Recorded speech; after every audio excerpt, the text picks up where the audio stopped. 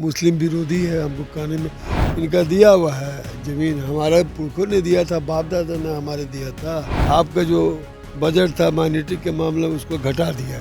अच्छा, हमको जो तिरुपति में जो आप लोग का है मंदिर वाला, उसमें मेंबर बनाइएगा हमको। बिहार जब अंगड़ाई लेता है ना, बड़े बड़े तानाशाह को उखाड़ के फेंक देता है। हमारा इतिहास रहा है। आपको लगता है ये देश से मुसलमानों को भगाने की एक साजिश हो रही है? इसका औकात है कि जो मुसलमान को भगा देगा। यहाँ की मिट्टी में सबका खून है शामिल। हिंदुस्तान किसी के बाप का थोड़ी है। नमस्कार, मेरा नाम आलोक है। आप लाइव स्टीज देख रहे हैं। आज ईद का त्यौहार है। आज हम इस वीडियो में चर्चा करेंगे वक्फ संशोधन बिल को लेकर। हमारे साथ प्रोफेसर गुलाम गौस हैं, जो कि बिहार विधान परिषद के सदस्य हैं, जेडीयू के नेता हैं। पहले तो आपको ईद की बहुत बधाई। आप लोगों को भी बहुत बहुत बधाई।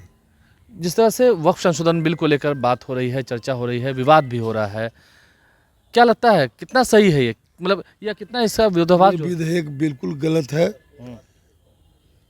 मुस्लिम विरोधी है। हमको कहने में मैं पहला व्यक्ति हूँ हिंदुस्तान में जो इस बिल का हमने विरोध किया, तो उसके बाद ये लोग बोला होगा। केंद्र की सरकार कभी बाबरी दादरी, कभी लौ जिहाद, कभी घर वापसी, कभी 3 तलाक, कभी एनआरसी, कभी सीए, कभी 370, कभी जो है मॉब लिंचिंग, अब जो है वक्फ।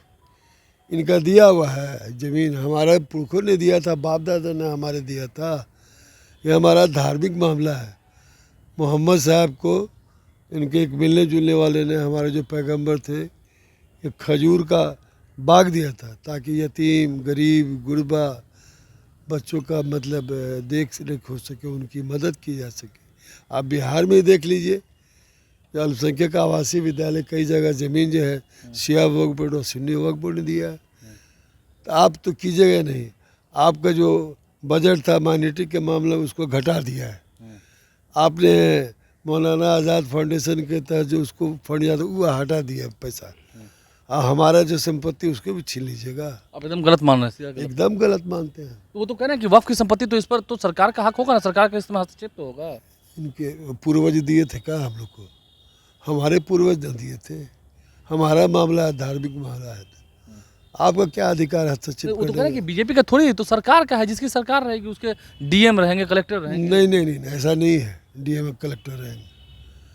हमको लाश दफन करना होगा कब्रिस्तान में तो डीएम साहब से पूछने जाएंगे हम।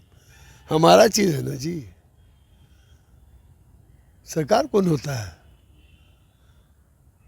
असल इस सुधार की बात करते हैं तो इनका तो कई राज्यों में 22-23 राज्य में बीजेपी की गवर्नमेंट है। काहे नहीं वहाँ सुधार कराते हैं वक्त में?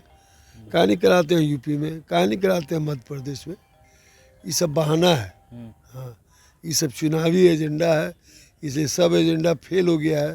तब इसी के नाम पर हिंदू मुसलमान करो। मतलब जानबूझ के केंद्र सरकार करा रही है, एकदम हिंदू मुसलमान करा रही है। हाँ, तो और कहा तो उन्माद फैलाना चाहती है जो।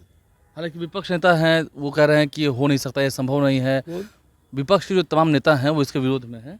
हाँ, तो स्वाभाविक है। तो ये तो कह रहे हैं कि इसमें कई महिलाओं को भी हम एंट्री कराएंगे उस वक्फ वाले मेंबर में। अच्छा, हमको जो तिरुपति में जो आप लोग का है मंदिर वाला, उसमें मेंबर बनाइएगा हमको।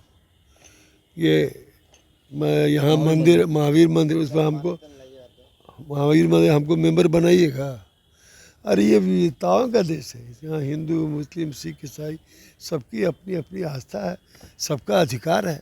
आप क्यों हस्तक्षेप कीजिएगा? नहीं, अभी दावत इफ्तार था, उसमें नीतीश कुमार ने जब दावत इफ्तार दिया था उसमें कई मुस्लिम संगठनों ने इसका विरोध किया था। आप बोलता है इस साल चुनाव है बिहार में, इसका खामियाजा बिहार में भुगतना पड़ सकता है। नीतीश कुमार ने जो मुसलमानों के लिए काम कर दिया है ना, सबके लिए क्या है, लेकिन मुसलमानों के लिए जितना काम किया है देश के किसी मुख्यमंत्री ने नहीं किया है। चाहे वो जो है कब्रिस्तान की घेराबंदी हो, चाहे अल्पसंख्यक आवासीय विद्यालय हो, चाहे अल्पसंख्यक छात्रावास हो, चाहे बच्चों को प्रोत्साहन राशि हो, चाहे ट्रिब्यूनल की स्थापना हो, चाहे हुनर योजना हो। 25 योजना है जो मुस्लिम समाज के लिए, उनके आर्थिक और शैक्षणिक विकास के लिए। लेकिन अभी भी नीतीश कुमार ने अपने पत्ते नहीं खोले। आपको लगता है कि इस बार भी वो मुसलमानों के पक्ष में ही रहेंगे, अकेलेतों के पक्ष में रहेंगे?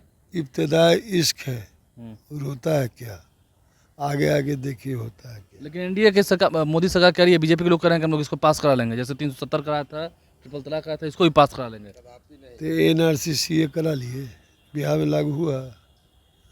बिहार है बिहार, बिहार जब अंगड़ाई लेता है ना तो बड़े बड़े तानाशाह को उखाड़ के फेंक देता है। हमारा इतिहास रहा था।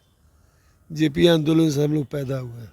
अच्छा, आपको लगता है ये देश से मुसलमानों को भगाने की एक साजिश हो रही है? किसका औकात है कि जो मुसलमान को भगा देगा? किसका औकात है?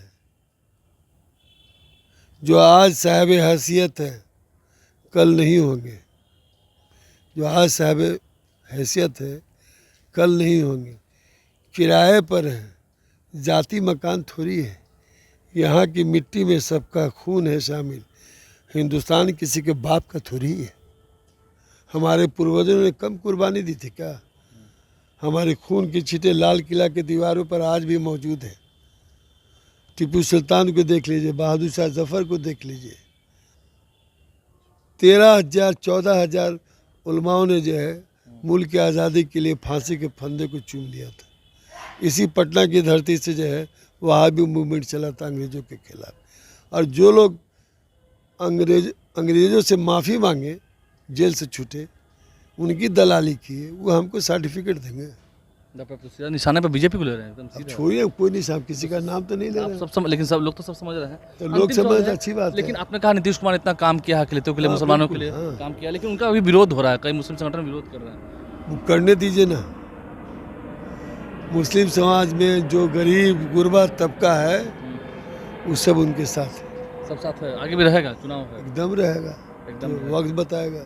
वक्त बताएगा। इब्तिदा इश्क है रोता है क्या, आगे आगे देखिए होता है क्या। गुलाम गौस हमारे साथ है और उनकी खड़ी खड़ी बात आज इस ईद के त्यौहार पर हमने आपको सुनवाई है। सीधा निशाने पर केंद्र सरकार है, सुना है आपने, सीधा निशाने पर बीजेपी है सबका खून मिला इस मिट्टी में, किसी के बाप का हिंदुस्तान तोड़े है। हमारे चैनल को सब्सक्राइब कर लें, साथ साथ फेसबुक पेज भी लाइक करें। धन्यवाद।